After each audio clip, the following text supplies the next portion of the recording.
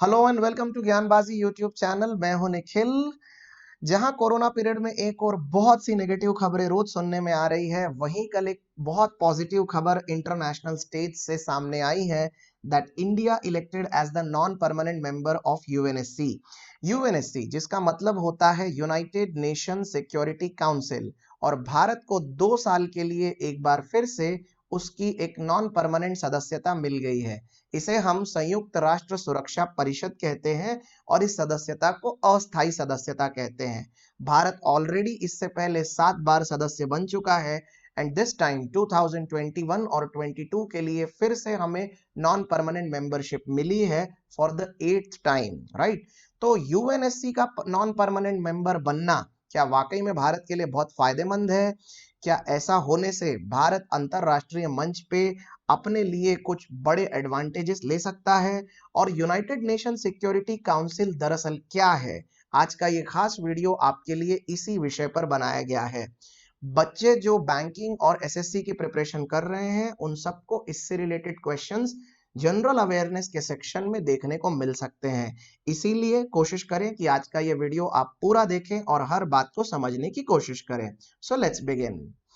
Global headlines में कल अलग अलग अखबारों ने ये न्यूज हेडलाइंस कवर की थी, जिसमें भारत ने जो नॉन परमानेंट सदस्यता हासिल की है उसके ऊपर ये खबरें आई है। यस, तो एग्जैक्टली क्या हुआ है जरा मैं आपको एक सिंपल भाषा में समझा देता हूं। दरअसल यूनाइटेड नेशन जनरल असेंबली जो कि न्यूयॉर्क में है, उस यूनाइटेड नेशन जनरल असेंबली में टोटल 192 मेंबर्स ने वोटिंग की थी। और ये वोटिंग इस बात की थी कि non permanent members of UNSC के पद पर किस 5 देशों को हम इलेक्ट करेंगे।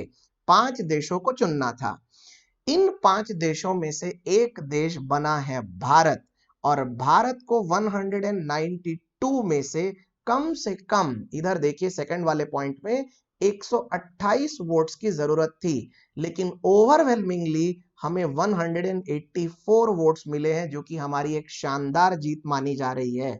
और 184 वोट्स के साथ भारत 2 साल के लिए नॉन परमानेंट मेंबर बन चुका है यूनाइटेड नेशन सिक्योरिटी काउंसिल का, राइट। कनाडा जैसे देश भी इसमें पार्टिसिपेट कर रहे थे, लेकिन उन्हें 2/3 मेजोरिटी नहीं मिली, वो हार गए हैं। भारत के अलावा बाय द वे 4 देश और हैं जिन्होंने ये इलेक्शन जीता, जिनको नॉन परमानेंट मेंबरशिप हासिल हुई है। ये पॉइंट जरा नीचे का ध्यान से देखिए दोस्तों। India has been elected as a non permanent member of council for the years. ये कुछ अलग अलग वर्ष हैं जहां पर Bharat already United Nation Security Council में नॉन परमानेंट मेंबर के रूप में एक सदस्यता हासिल कर चुका है। अगर हम प्राइम मिनिस्टीरियलशिप के हिसाब से देखें तो Jawaharlal Nehru, Indira Gandhi, then Rajiv Gandhi, then PV Narasimha Rao, Manmohan Singh and finally अब नरेंद्र मोदी के कार्यकाल में ये मेंबरशिप भारत को मिली है। नरेंद्र मोदी जी का कल एक ट्वीट आया था जिसमें उन्होंने पूरे देश का अभिवादन किया है और उन्होंने बोला है कि यूनाइटेड नेशन सिक्योरिटी काउंसिल के सारे गोल्स के साथ अलाइन होकर वो चलना चाहेंगे। तो अपने आप में ये एक बड़ी खबर है। यस, इस खबर से जुड़ी हुई एक और बहुत इंपॉर्टेंट खबर जो आप लोगों को बिल्कुल पता होनी चाहिए, ये आपके लिए 1 मार्क का जीके क्वेश्चन है, वो ये कि यूनाइटेड नेशन जनरल असेंबली के 75th सेशन के लिए नए प्रेसिडेंट का भी चुनाव हो चुका है। और इस बार ये प्रेसिडेंट साहब बने हैं टर्की के एक डिप्लोमेट और पॉलिटिशियन जिनका नाम है वोल्कन बोजगीर। वोल्कन बोजगीर। मैं यहां एक बात बिल्कुल ठीक से स्पष्ट कर देना चाहता हूं कि यूनाइटेड नेशन सिक्योरिटी काउंसिल ये एक अलग विंग है और यूनाइटेड नेशन जनरल असेंबली अलग विंग है। यूनाइटेड नेशन जनरल असेंबली के members United Nation Security council के मेंबर्स को चुनते हैं, इसीलिए ये दोनों बातें आपको ठीक से पता होनी चाहिए। इसके अलावा मिस्टर बोजकीर जो हैं वो इस साल अक्टूबर से अपना कार्यकाल संभालेंगे, और ये किसको रिप्लेस करने वाले हैं? ये रिप्लेस करेंगे नाइजीरिया के तिजानी मोहम्मद बंदे को, जो कि 74th सेशन के प्रेसिडेंट रह चुके थे। तो आपको अगर एग्जाम में क्वेश्चन आता है तो ये 2 नाम जरूर याद रखना, ये है सक्सेसर और तिजानी मोहम्मद बंदे ये है predecessor. I hope this is clear. आगे बढ़ते हैं। अभी तक जैसा कि मैंने आपको बताया कि भारत 7 बार सदस्य रह चुका है और इस बार आठवीं बार सदस्य बनने जा रहा है। तो भारत के परसेंटेज ऑफ वोटिंग कितने शानदार रहे जरा आप देखिए। जवाहरलाल नेहरू के जमाने में जब 58 देशों में वोटिंग हुई थी तब भारत को 56 वोट्स मिले थे, यानी ऑलमोस्ट 97% का वोटिंग परसेंटेज था। सो ऑन अगर हम देखें तो total number of member countries भी इतने 50-70 सालों में काफी बढ़ गई है। फिलहाल ये 192 पर है और इसमें से भारत को बुधवार को जो वोटिंग सिस्टम में वोट्स मिले वो है 184 और हमारा विनिंग परसेंटेज लगभग 96% के आसपास आया है। ये चार्ट से क्या साबित होता है? इससे सबसे पहले ये साबित होता है कि इंटरनेशनल मंच पर भारत की डिप्लोमेसी और भारत की डेमोक्रेसी दुनिया में वर्ल्ड वाइड एक्सेप्टेड है और हमारी छवि दिन ब दिन काफी इंप्रूव होती जा रही है इन मामलों में। आगे बढ़ते हैं दोस्तों। इससे पहले कि यूनाइटेड नेशन सिक्योरिटी काउंसिल की सारी चीजों को हम ढंग से समझने की कोशिश करें, आपके लिए यह जानना बहुत जरूरी है कि यूनाइटेड नेशंस दरअसल क्या है। तो ऐसे जितने भी दोस्त हैं जिनको ये नहीं पता है वो इस बात को अब ठीक से समझ लें। देखिए ऐसा है कि सेकेंड वर्ल्ड वॉर खत्म हुआ था 1945 में। इसके बाद दुनिया में कभी कोई इतना बड़ा डेंजरस वॉर ना हो इसके लिए यूनाइटेड नेशंस की स्थापना की गई। इस यूनाइटेड नेशंस को इफेक्टिवली चलाने के लिए इसके 6 प्रिंसिपल ऑर्गन्स बनाए गए और ये 6 प्रिंसिपल ऑर्गन्स हैं United Nation General Assembly, United Nation के secretariat, International Court of Justice, United Nation Security Council, United Nation इकोसॉक और यूनाइटेड नेशन ट्रस्टीशिप काउंसिल। ये हैं वो 6 ऑर्गन जिसपे यूनाइटेड नेशंस चलता है। हम बात कर रहे हैं फिलहाल यूनाइटेड नेशन सिक्योरिटी काउंसिल नाम के एक ऑर्गन की। तो आई होप आपको ये बात अब ठीक से समझ में आई। आगे बढ़ते हैं। यूनाइटेड नेशन सिक्योरिटी काउंसिल दरअसल क्या है, अब आपको एक सिंपल भाषा में मैं समझा देता हूं, तो प्लीज एक एक शब्द को ध्यान से समझने की कोशिश करिए।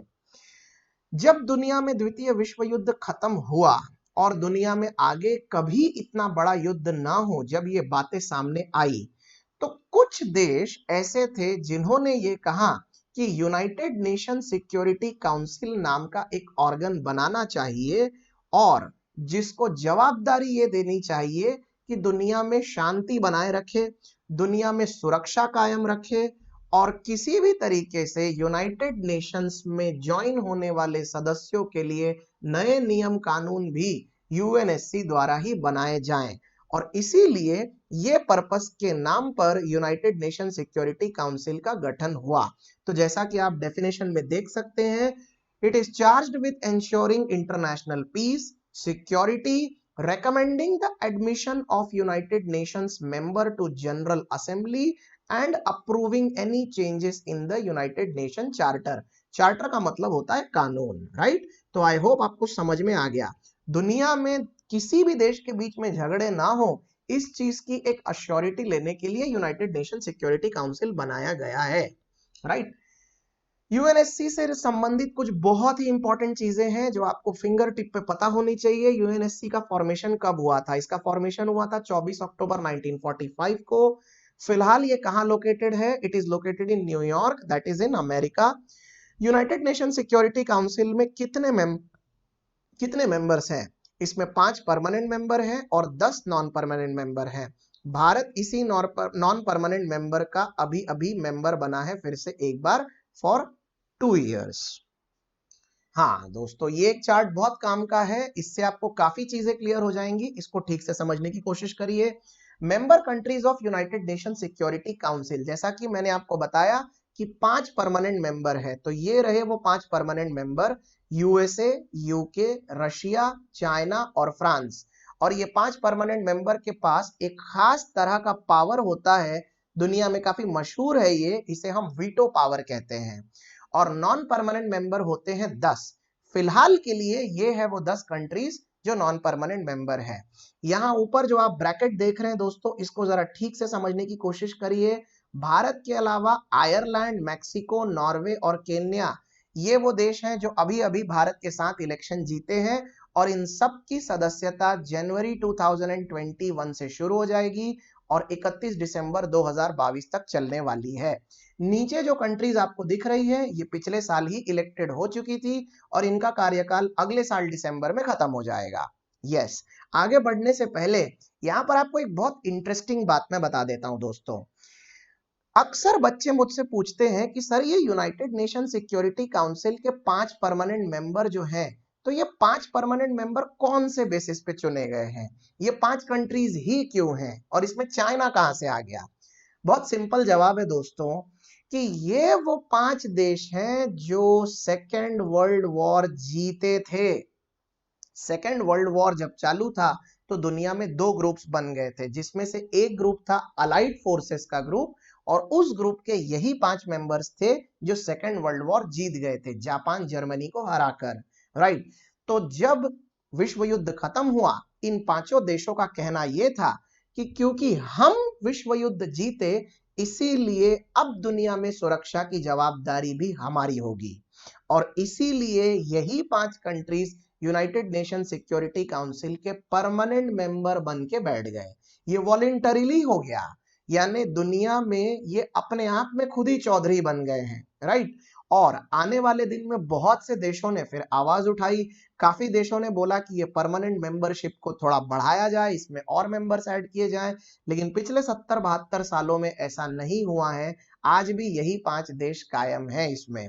तो आई होप आपको ये समझ में आ रहा है। आपको एक खास बात बताऊं, ये पांचों के पांचों देश न्यूक्लियर पावर हैं और क्योंकि न्यूक्लियर पावर एक बहुत ही डेंजरस चीज है इसीलिए ये बिल्कुल नहीं चाहते कि कोई भी देश न्यूक्लियर पावर बने सिवाय इनके। और क्योंकि ये पांचों देशों के पास न्यूक्लियर हथियार है, इनको उससे रिलेटेड किसी भी प्रकार का एक्सपेरिमेंट या किसी भी प्रकार का टेस्टिंग करना बिल्कुल इजीली अलाउड होता है। अब आपको समझ में आया कि जब नॉर्थ कोरिया मिसाइल टेस्टिंग करता है तो अमेरिका को प्रॉब्लम क्यों है, क्योंकि नॉर्थ कोरिया कोई परमानेंट मेंबर नहीं है।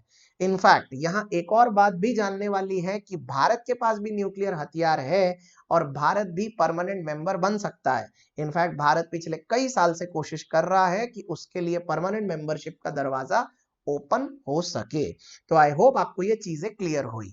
अब एक और बात पे आते हैं कि ये वीटो पावर क्या होता है। आगे आने वाली स्लाइड्स में मैं आपको एकदम क्लियरली ये समझाऊंगा, बने रहिए।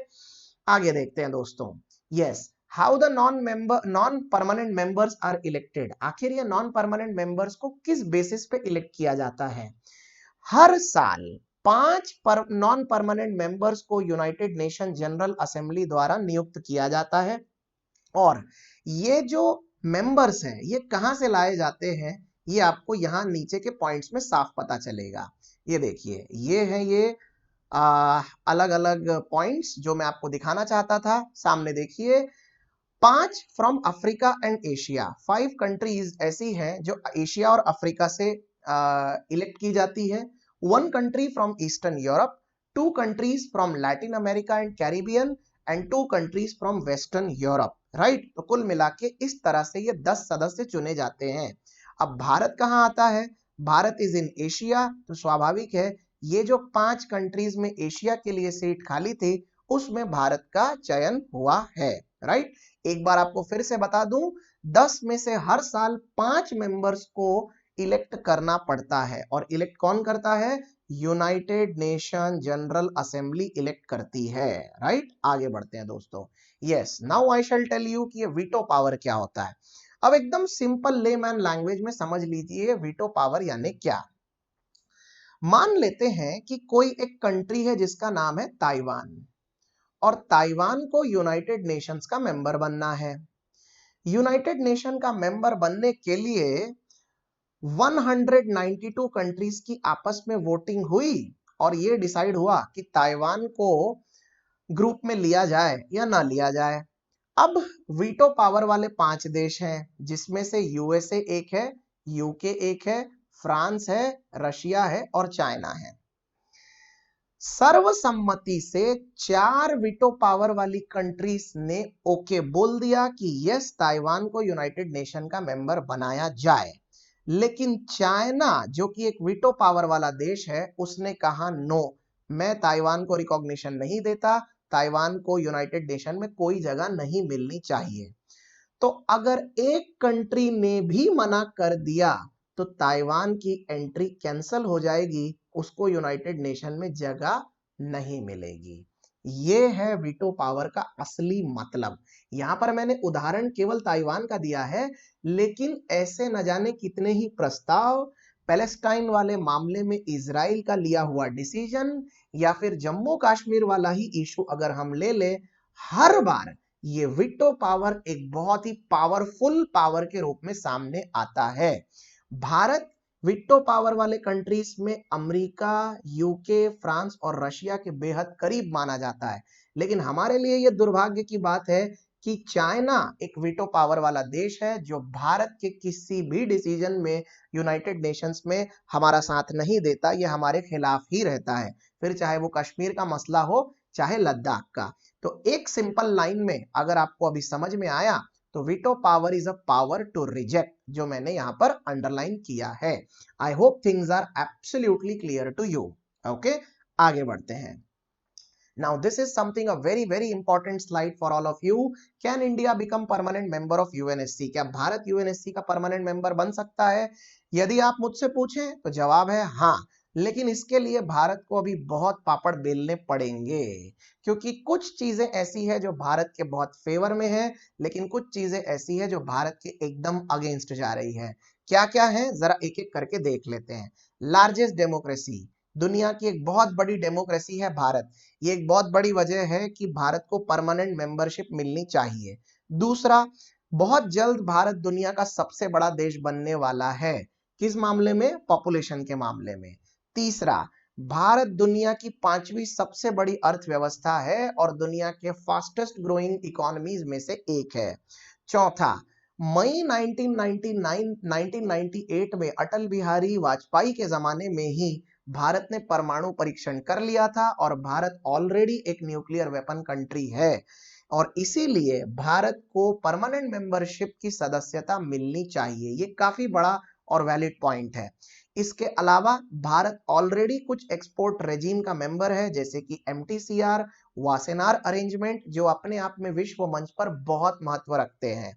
MTCR is related to missiles. Okay, एक और चीज जिसका हमें बहुत फायदा हुआ वो ये कि जवाहरलाल नेहरू ने अपने जमाने में NAM यानी नॉन अलाइंड मूवमेंट बनाया था, और उस नॉन अलाइंड मूवमेंट में आज 100 से भी ज्यादा कंट्रीज हो चुकी हैं, जिनमें से बहुत सी कंट्रीज के लिए भारत एक अनडिस्प्यूटेड लीडर है, और उन सारी कंट्रीज का एक तरफा सपोर्ट भारत को है। ये एक बहुत बड़ा प्लस पॉइंट है कि भारत की सदस्यता UNSC में परमानेंट मेंबरशिप के रूप में कायम होनी चाहिए, ऐसी बातें चल रही है। लेकिन कुछ पॉइंट्स ऐसे हैं जो हमारे एकदम खिलाफ काम कर रहे हैं। जैसे सबसे पहला, 1000 बार बताने के बावजूद भी भारत ने NPT पे साइन नहीं किया है, नॉन प्रोलिफरेशन ट्रीटी। ये हमारे सुरक्षा से जुड़ा हुआ एक मसला है जो कि बहुत पहले से चला आ रहा है, ऑलमोस्ट 10 या 12 साल पहले से ये मामला हाईलाइट हो चुका है, और भारत ने आज भी इसके ऊपर साइन नहीं किया है। दूसरी बात, चाइना जैसा वीटो पावर हमेशा भारत के सामने एक दीवार बनकर खड़ा रहता है और हमारे पूरे एफर्ट्स को बर्बाद करता रहता है, इसके वजह से काफी देरी होती है। तीसरा, परमानेंट मेंबर बनने के लिए भारत को अपने अंदरूनी हालात भी सुधारने होंगे, जैसे भारत को ह्यूमन डेवलपमेंट इंडेक्स, मानव विकास सूचकांक में कुछ अच्छा करना होगा।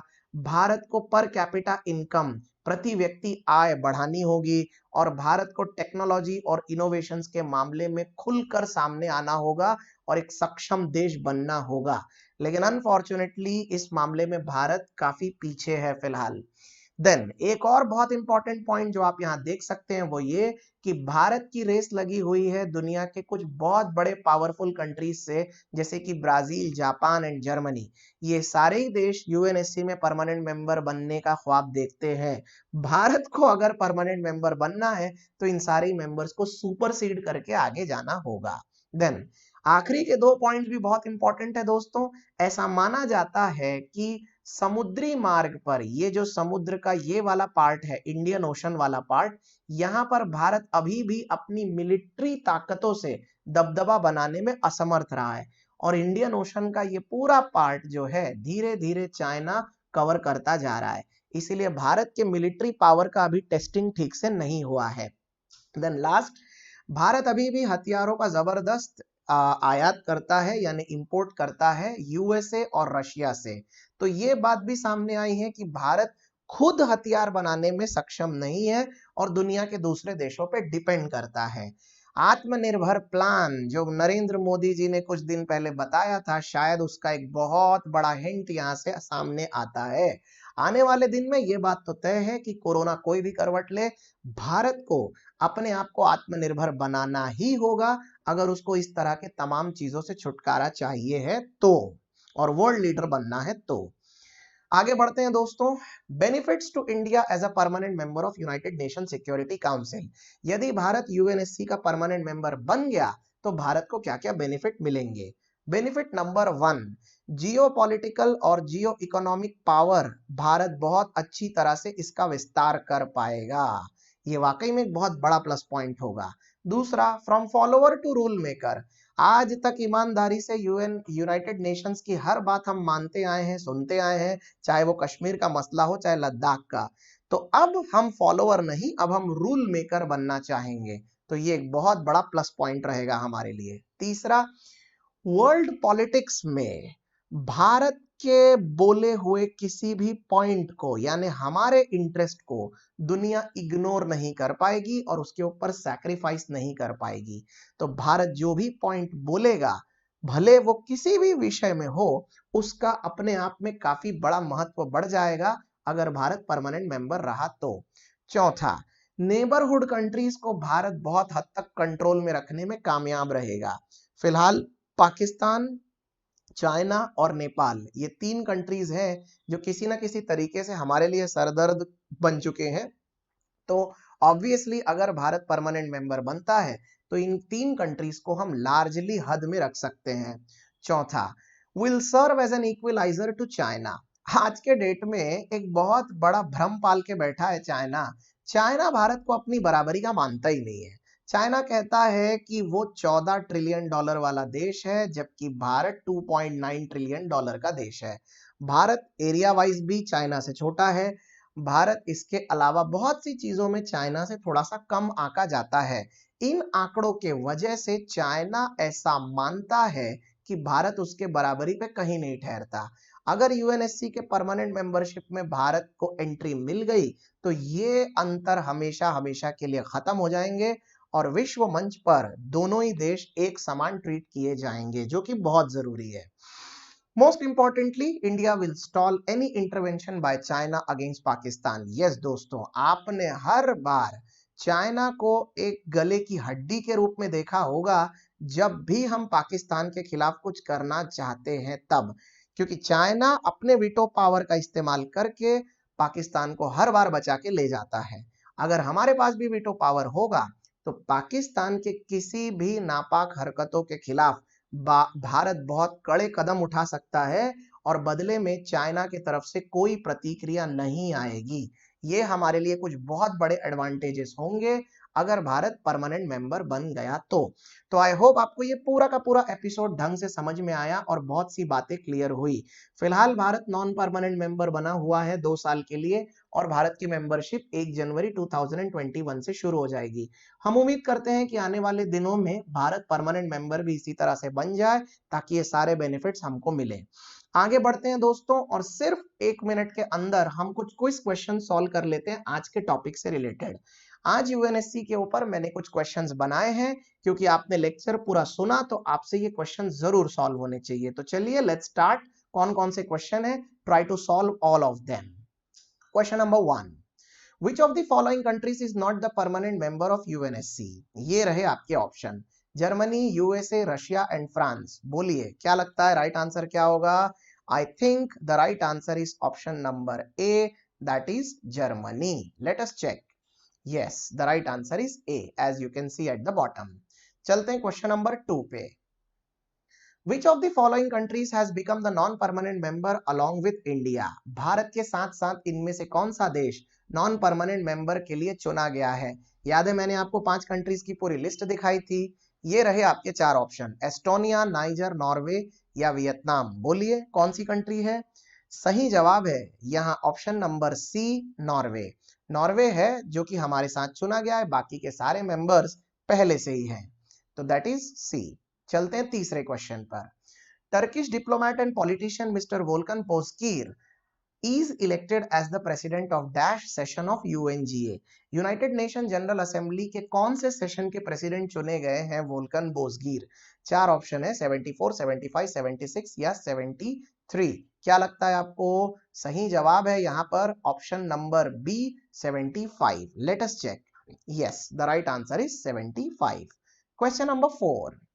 So far, India has been elected dash times as the non-permanent member of UNSC। अभी तक भारत कितने बार अस्थायी रूप से UNSC का मेंबर बना है? चार ऑप्शन है हमारे सामने, 6, 7, 9 या 8। क्या होगा सही जवाब? यहां सही जवाब होगा ऑप्शन नंबर डी, 8। ऐसा इसलिए क्योंकि 7 बार बन चुका है और 8वीं बार ऑलरेडी इलेक्टेड है। क्वेश्चन ये पूछा गया है कि कितने बार इलेक्टेड है, तो राइट आंसर विल बी 8। चलते हैं पांचवें सवाल पर। How many non permanent member countries are elected every year by UNGA? UNGA यानी यूनाइटेड नेशन जनरल असेंबली, इसमें नॉन परमानेंट मेंबर्स के रूप में हर साल कितने कंट्रीज को चुना जाता है? ये रहे आपके चार ऑप्शंस, 4, 5, 3 या 10। सही जवाब है यहाँ पर ऑप्शन नंबर बी, 5। भारत के अलावा 4 देश और इस साल चुने गए, यही प्रक्रिया हर साल चालू रहेगी, तो right answer is option number B, 5। ये याद रखिएगा दोस्तों। और आज का आखिरी सवाल है, यूनाइटेड नेशन सिक्योरिटी काउंसिल का गठन कब हुआ था? When it was formed. चार ऑप्शन है, सितंबर 1944, अक्टूबर 1945, अक्टूबर 1944 या सितंबर 1945। अगर आपने ठीक से वीडियो देखा तो आपको इसका आंसर जरूर पता होगा। सही जवाब है once again option number B, it's October 1945। Let's check that. Yes, it's 1945। तो उम्मीद करता हूं कि ये टॉपिक रिवीजन के साथ, क्वेश्चंस के साथ आपको समझ में आया। वीडियो को अंत तक देखने के लिए आपका बहुत बहुत धन्यवाद। ज्ञानबाजी यूट्यूब चैनल से इसी तरह से जुड़े रहिए। अपने कमेंट्स और अपने फीडबैक मेरे साथ शेयर करना बिल्कुल ना भूलें। वीडियो को अंत तक देखने के बाद जरूर अपने कमेंट्स नीचे कमेंट सेक्शन में लिखें। अगर आपको इस वीडियो की पीपीटी चाहिए है तो ये रही मेरी टेलीग्राम चैनल की लिंक। इस लिंक पर जाइए और ये पीपीटी डायरेक्टली वहां से कलेक्ट करिए। ज्ञानबाजी यूट्यूब चैनल ज्वाइन करने के लिए यूट्यूब चैनल पे सर्च करिए GYANBAAZI और डायरेक्टली मेरे चैनल को सब्सक्राइब कर सकते हैं आप। आने वाले दिन में ऐसे बहुत से वीडियोस आपका वेट कर रहे हैं, जिसमें स्टैटिक जीके बहुत जल्द शुरू होने वाला है। So please stay tuned and please do not forget to share, subscribe and like the video. Thank you so much for today.